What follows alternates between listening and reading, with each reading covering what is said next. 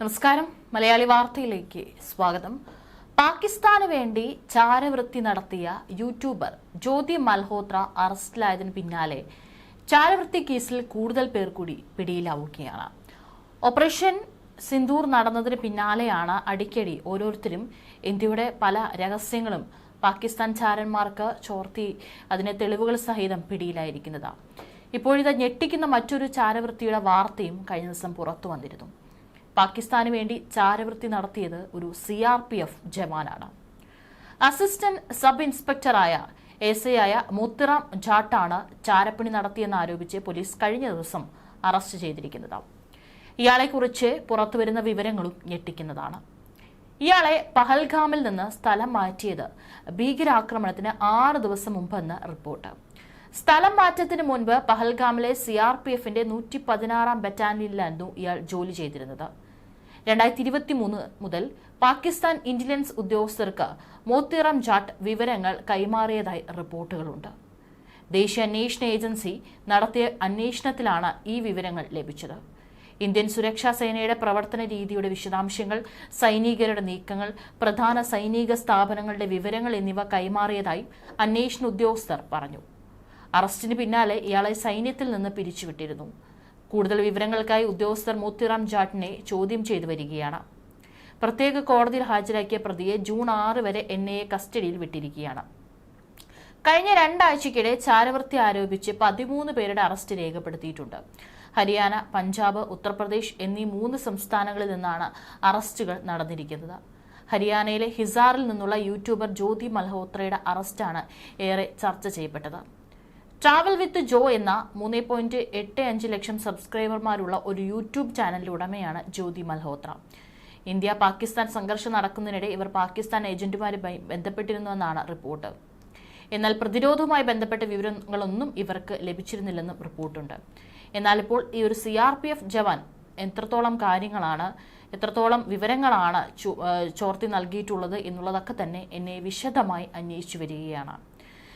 ജ്യോതി മൽഹോത്ര, ഗസാല, യമീൻ മുഹമ്മദ് എന്നിവരാണ് പഞ്ചാബിൽ നിന്ന് അതല്ലാതെ പിടിയിലായത്.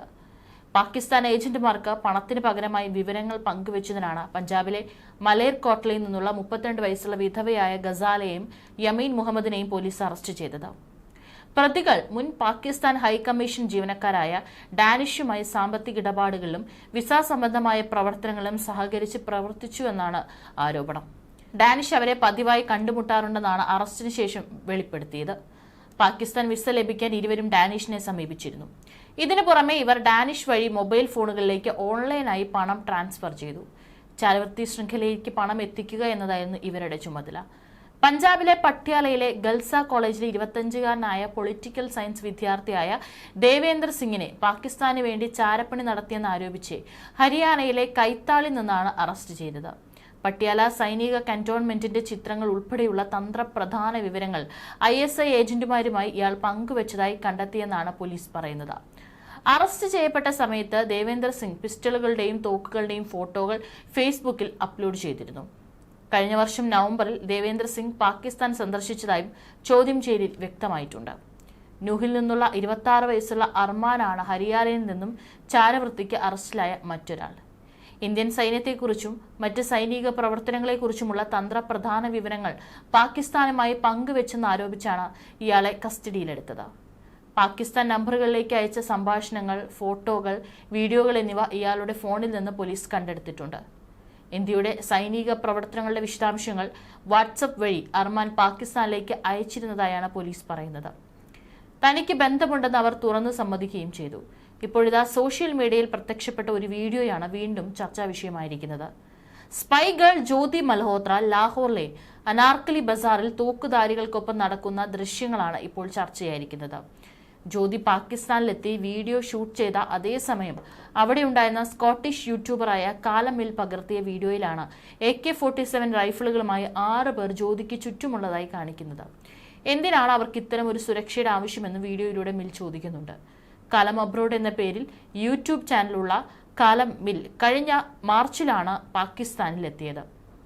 ചന്തയിലൂടെ നടക്കുന്നതിനിടെ പകർത്തിയ വീഡിയോയിൽ അവിചാരിതമായാണ് ജ്യോതി മൽഹോത്ര പെടുന്നത്. നോ ഫിയർ എന്നെഴുതിയ ജാക്കറ്റ് ധരിച്ച 6 പേരാണ് ജ്യോതിക്ക് സുരക്ഷയൊരുക്കിയിരുന്നത്. ഇരുവരും തമ്മിലുള്ള സംഭാഷണവും വീഡിയോയിൽ പതിഞ്ഞിട്ടുണ്ട്.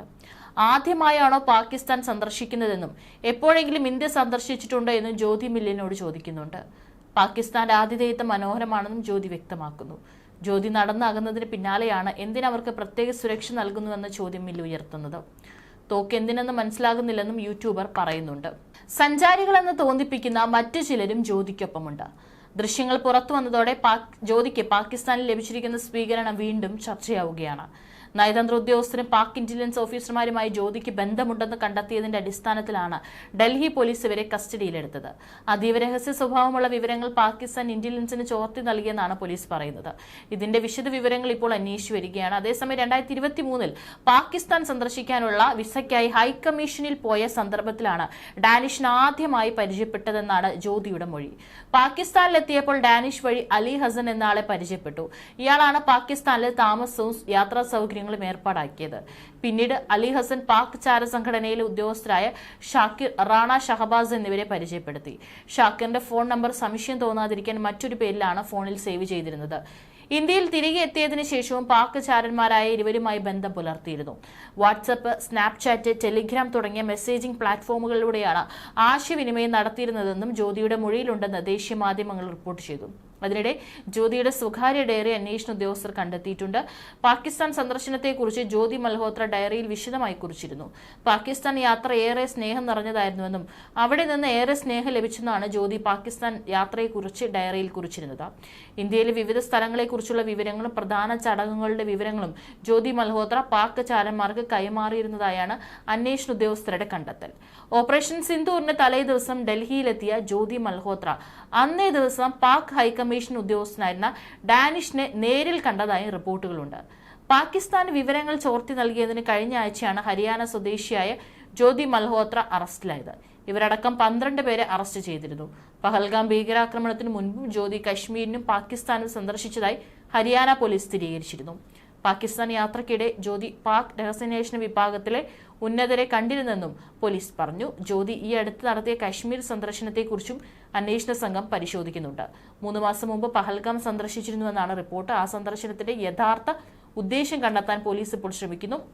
ഈ യാത്രയ്ക്ക് പിന്നിൽ ചാരസംഘവുമായി എന്തെങ്കിലും ബന്ധമുണ്ടോ, അതോ അവിടെ നിന്ന് എന്തെങ്കിലും വിവരങ്ങൾ അവൾ കൈമാറിയിരുന്നു എന്ന് അന്വേഷിക്കുകയാണെന്നും ഒരു ഉദ്യോഗസ്ഥൻ പറഞ്ഞു. 33-കാരിയായ ജ്യോതി ഹരിയാനയിലെ ഹിസാർ സ്വദേശിനിയാണ്. ജ്യോതിയുടെ ട്രാവൽ വിത്ത് ജോ എന്ന യൂട്യൂബ് ചാനലിന് ഏകദേശം 4 ലക്ഷത്തോളം സബ്സ്ക്രൈബേഴ്സ് ഉണ്ട്. 450-ലധികം വീഡിയോകൾ ജ്യോതി തന്റെ യൂട്യൂബ് ചാനലിൽ അപ്ലോഡ് ചെയ്തിരുന്നു. ഇതിൽ ചിലത് പാകിസ്ഥാൻ സന്ദർശനം സംബന്ധിച്ചവയായിരുന്നു.